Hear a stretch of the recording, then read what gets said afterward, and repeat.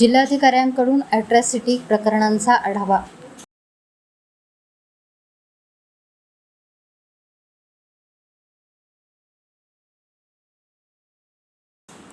अनुसूचित जाती जमाती अधिनियम 1989 व सुधारित अधिनियम 2016 अॅट्रॉसिटी अंतर्गत चंद्रपूर जिल्ह्यात घडलेल्या गुन्हे प्रकरणाचा जिल्हाधिकारी वसुमना पंत यांनी आज 20 जुलै रोजी आढावा घेतला।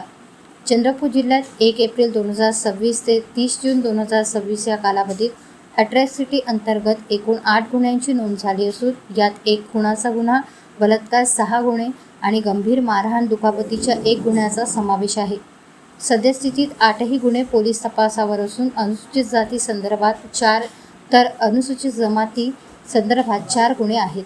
तसेच अॅट्रॉसिटी कायद्याअंतर्गत 73 लाभार्थ्यांना शासनाच्या वतीने 77,82,80,000 रुपयांचे अर्थसहाय्य देण्यात आले आहे।